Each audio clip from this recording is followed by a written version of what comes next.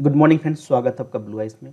यह हमारी पहली वीडियो है बिहार स्पेशल को लेकर। जैसे आपने देखा होगा कि हम लोग जो एमसीक्यू लेकर के आ रहे हैं बिहार स्पेशल के लिए, वो करेंट के बेस पे है और काफ़ी इंपॉर्टेंट, हाईली इंपॉर्टेंट क्वेश्चन है। आपको मे बी एग्जाम्स में आपको जरूर देखने के लिए मिलेगा, तो आप उस वीडियोज़ को भी जा करके देख सकते हैं। दूसरी जो हम Bihar special to the point के अंदर आज की वीडियो जो हम बात करेंगे, इसमें हम एग्ज़ाम ओरिएंटेड देखेंगे। यहाँ पे ज़्यादा डिटेलिंग नहीं होगी, यहाँ पे कोई मैं स्टोरी आपको सुनाने वाला नहीं हूँ, जस्ट टू द पॉइंट होगा। और आप रियली में देखोगे कि आप जो 10-15 मिनट यहाँ डिवोट कर रहे हो, उसका रियली में कुछ बेनिफिट्स आपको दिखता है। तो चलिए स्टार्ट करते हैं आज के वीडियोज़ को। इस पहली स्लाइड से ही आप देखोगे कि आपके कुछ क्वेश्चंस पकड़ में आएंगे। पहला, आपको ध्यान में रखना है कि बिहार का जो सबसे उत्तरवर्ती जिला है वो कौन सा है? पश्चिम चंपारण। दूसरा, कि बिहार का जो सबसे पूर्ववर्ती जिला है वो कौन सा है? किशनगंज है। और बिहार का सबसे दक्षिण का जो जिला है वो कौन सा है? गया है। और सबसे पश्चिमी जिला जो है वो कैमूर है। ठीक है, ध्यान रखिएगा। दूसरा सवाल आपसे ये पूछा जा सकता है कि नेपाल से जो बॉर्डर टच करता है बिहार के जो जिले हैं वो कितने जिले हैं? तो ध्यान में रखिएगा 7 जिला है। वेस्ट बंगाल की जब बात किया जाएगा तो ध्यान में रखिएगा कि 3 जिले ऐसे हैं जो वेस्ट बंगाल से टच करते हैं। झारखंड से जो जिला टच करता है वो कितने हैं? वो 8 हैं। यूपी से जो टच करता है वो कितने जिले हैं? वो 7 हैं। तो एक तो क्वेश्चन आपको यहाँ से भी दिखने के लिए मिल जाएगा। दूसरा पॉइंट आपको यह याद रखना है कि जो शिवहर है ना, यहाँ पे आपको दिख रहा होगा ये शिवहर। ध्यान रखना कि शिवहर की जो बॉर्डरिंग है वो नेपाल से नहीं टच करती है। यहाँ पे कन्फ्यूजन आपको एग्जाम्स में क्रिएट हो सकते हैं। आपको लगेगा हो सकता है शिवहर नेपाल से टच करता होगा, लेकिन नहीं, ये शिवहर जो है नेपाल से टच नहीं करता है। दूसरी बात आपको ये याद रखना है कि जो किशनगंज का एरिया है, ये जो आपको किशनगंज दिख रहा होगा, ये किशनगंज का बॉर्डरिंग जो है वो नेपाल के साथ भी है और साथ में वेस्ट बंगाल के साथ भी है। तो एक ऐसा जिला है जो नेपाल से भी बॉर्डर टच करता है और वेस्ट बंगाल से भी बॉर्डर इसका टच करता है। ये चीज़ ध्यान में आपको रखनी है। दूसरी बात आपको क्या याद रखना है, आप देखेंगे यहाँ पे यूपी से जो टच करता है उसमें आप देखोगे वेस्ट चंपारण भी है। वहीं पे आप देखोगे यहाँ पे एरिया, ये आपका गोपालगंज का एरिया, सिवान, सारण, उसके बाद आपको भोजपुर दिख रहा होगा, बक्सर दिख रहा है, आपको कैमूर भी आपको दिख रहा होगा। ठीक है, तो इस तरह से आप कह सकते हो कि कितने जिले हो गए? 7 जिले हो गए जो यूपी से बॉर्डिंग टच करती है। 7 जिले जो है वो नेपाल से भी बॉर्डिंग टच करती है। वेस्ट बंगाल से बॉर्डिंग टच करने वाले जिलों की संख्या कितनी है? 3 है। और झारखंड से जो बॉर्डिंग टच करती है वो 8 जिले हैं। तो इस प्रकार से आपको टोटल आपको पता होना चाहिए कि बिहार में कितने जिले हैं। बिहार में आपके 38 डिस्ट्रिक्ट इन बिहार। ठीक है फ्रेंड्स, अब चलिए, अब मैं थोड़ा सा एक चीज़ आपको बात कर दूं जो करेंट में अभी आप देखोगे कि बिहार इलेक्शन हुआ। बिहार इलेक्शन के बाद आप देखते हो कि वहाँ पे सरकार बदलती तो नहीं है, कुछ फिर बदल जरूर होता है। जैसे डिप्टी सीएम बनते हैं, 2 डिप्टी सीएम बनते हैं, तो ये चीज़ें थोड़ा सा ध्यान रखना। लेकिन उसके पहले मैं आपको कुछ और बातें बता दूं। जैसे आपको कुछ चीज़ें याद रखनी है। जैसे आपसे पूछा जाए कि बिहार की जो स्थापना हुई है वो कब हुई है, तो ध्यान रखना 1 अप्रैल 1912 को। यहाँ पे कन्फ्यूज़न क्रिएट होता है लोगों को। जनरली आप देखोगे कि स्थापना दिवस बिहार का कब मनाया जाता है? 22 मार्च। ठीक है, ये आपको 64वीं बीपीएससी में क्वेश्चन पूछा भी जा चुका है। 64th बीपीएससी का पेपर देखोगे तो वहाँ पे ये क्वेश्चन पूछा भी गया है। एक चीज़ और याद रखिएगा कि बिहार को एक स्वतंत्र प्रदेश के रूप में पहचान कब मिली? तो बिहार को एक स्वतंत्र प्रदेश के रूप में बिहार का गठन हुआ, वो हुआ आपको 1912 में 1912। ये ध्यान रखना है। बिहार एक भारतीय राज्य के रूप में बिहार का गठन कब होता है? 1936 में। ध्यान रखना, ये भी 64वीं बीपीएससी में ये क्वेश्चन पूछा जा चुका है। ठीक है, बिहार एक अलग राज्य कब बना? तो ये पॉइंट याद रखना है कि बिहार एक अलग राज्य बना था। भारत सरकार का जो अधिनियम था 1935।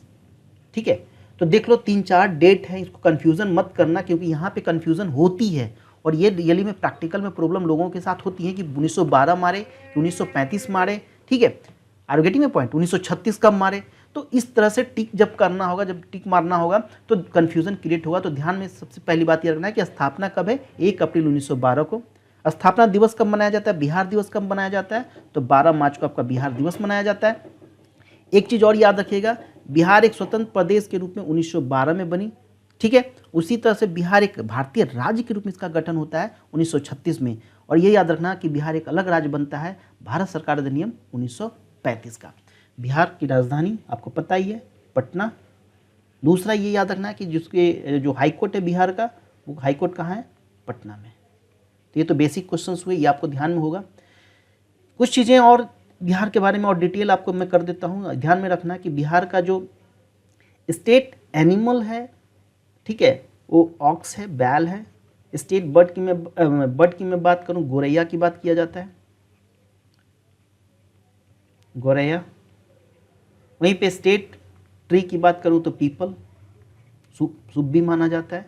स्टेट जो फिश है वो मांगुर मछली है ये, ठीक। उसके बाद जो स्टेट फ्लावर है वो मैरीगोल्ड, जिसको हम बोलते हैं आपको गेंदा का फूल, ये हमारा बिहार का क्या है, स्टेट फ्लावर है। तो ये चीज़ें आपको ध्यान में रखना है।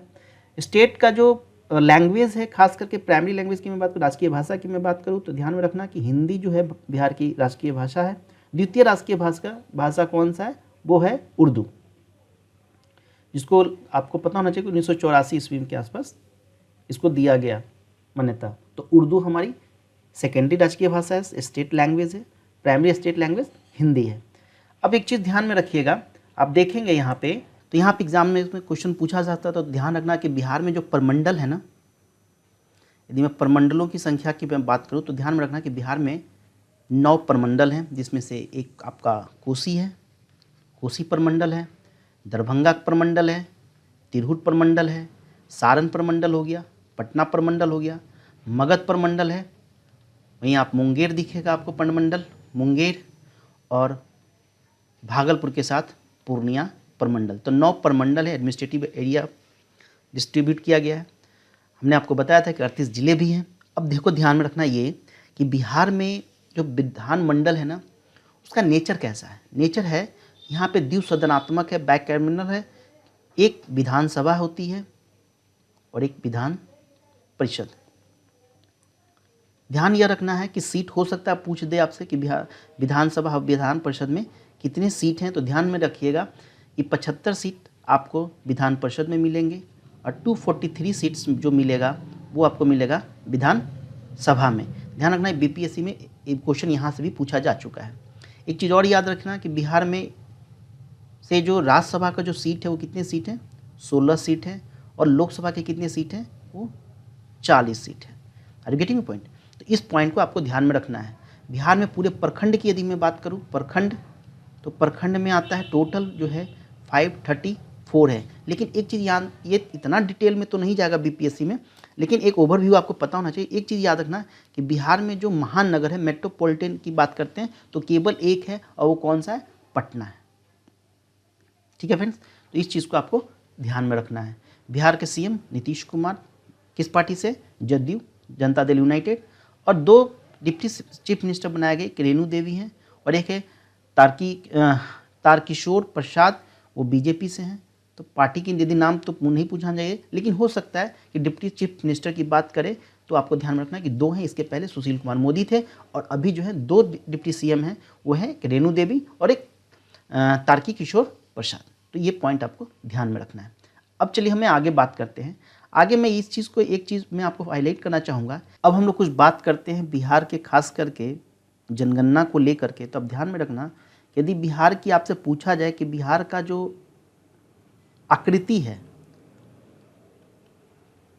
क्षेत्रफल की जो आकृति है, ध्यान रखना ये आयताकार है। ये कैसा है, ये आयताकार है, एक तरह से आपको आयत के फॉर्म में बनता है। ठीक है, तो ये चीज़ें आपको ध्यान में रखिएगा। यदि बिहार के क्षेत्रफल की वो बात करें तो ध्यान में रखना है कि क्षेत्रफल कितना है बिहार का, तो बिहार का आपका क्षेत्रफल होता है 94163 वर्ग किलोमीटर। ठीक है, मतलब 94,163 वर्ग किलोमीटर है। और वहीं आप देखोगे कि देश में, पूरे मैं भारत की मैं बात करूं तो बिहार का पोजीशन की क्षेत्रफल के अनुसार कितना है, 13वां स्थान है। ठीक है फ्रेंड्स, बिहार की यदि जनसंख्या की आप बात करो तो ध्यान में यह रखना कि बिहार की टोटल जो जनसंख्या है वो कितनी है, 10, 40, 99, 452, कितना हो गया आपका, 10,40,99,452 करोड़ ये जनसंख्या है बिहार का। ठीक, यदि सवाल इस तरह से भी पूछा जा सकता है कि बिहार का भारत में कौन सा स्थान है, तो याद रखना कि तीसरा स्थान है, 3rd पोजीशन पे है। तो फर्स्ट पोजीशन पे आपको यूपी, सेकंड पोजीशन पे महाराष्ट्र, ठीक है। यदि जनसंख्या घनत्व की बात करें, यदि आपसे पूछा जाए कि जनसंख्या घनत्व खास करके आप देखोगे कि बिहार का कितना है, तो ये ध्यान में रखना ये 1106 व्यक्ति वर्ग किलोमीटर में है, ठीक है। लेकिन वहीं यदि भारत की बात कर दिया जाए तो भारत में कितना है 382। एक चीज़ और ध्यान में रखिएगा कि जो बिहार की जो लंबाई है, खास करके उत्तर से दक्षिण की मैं बात करूं, नॉर्थ से साउथ की बात करूं, तो ध्यान में रखना कि ये जो लंबाई है वो कितनी है, ये लंबाई आपको मिलता है 345 किलोमीटर। जब आप जाओगे पूरब से पश्चिम, यदि आप पूरब से पश्चिम आते हो बिहार में, तो ये लंबाई आपको मिलती है 483 किलोमीटर। तो ध्यान रखना इसकी पूरब से पश्चिम की जो लंबाई है वो ज़्यादा है, जबकि बनिस्बत पूरब उत्तर से दक्षिण का। जो हाइटिंग की बात करें, यदि मैं बिहार की हाइट की मैं बात करूं तो लगभग 173 फीट है, आप कह सकते हो लगभग 53 मीटर। कुछ और क्वेश्चंस देखते हैं। खास करके बिहार में आप एक चीज़ और देखोगे कि बिहार का जो सबसे कहते हैं ना कि ऊंची चोटी की यदि मैं बात करूं, ये विकिपीडिया में भी मिला था, आप देखोगे सोमेश्वर पीक है, जो हाईएस्ट पीक है इन बिहार। ध्यान रखना सोमेश्वर जो पीक है कहाँ है, तो ये पीक है वेस्ट चंपारण में, ध्यान रखिएगा। इसकी हाइट लगभग 880 मीटर है, यदि फीट में बात करें तो 2890 feet. Are you getting my point? तो ये ध्यान रखना किस जिले में है, तो वेस्ट चंपारण, अभी आपको मैंने दिखाया था चंपारण का, और भी वेस्ट चंपारण यहाँ। तो ये ध्यान रखना कि यदि ऊंची चोटी यदि बात करें बिहार का, तो आपको ध्यान रखना है सोमेश्वर का, ठीक है फ्रेंड्स। तो इस तरह से आप देखते हो कि एक बिहार की एक छोटी सी स्मॉल वीडियोज़ मैं आपको लेकर के आता हूँ, और ज़्यादा डिटेल नहीं करेंगे, छोटे छोटे वीडियोज़ होंगे और 10-10 मिनट 15-15 मिनट का होगा, उससे ज़्यादा का नहीं होगा, क्योंकि मुझे भी पता है कि आपका समय काफ़ी प्रीसियस है। तो मैं कुछ ऐसे पॉइंट्स आपको दे दूं कि एक बार आप रिवीजन के पर्पज़ से भी देखोगे ना, तो यहाँ से क्वेश्चंस आपको देखने के लिए मिलेगा। तो लास्टली यही कहूँगा फ्रेंड्स, थैंक्स फॉर वॉचिंग।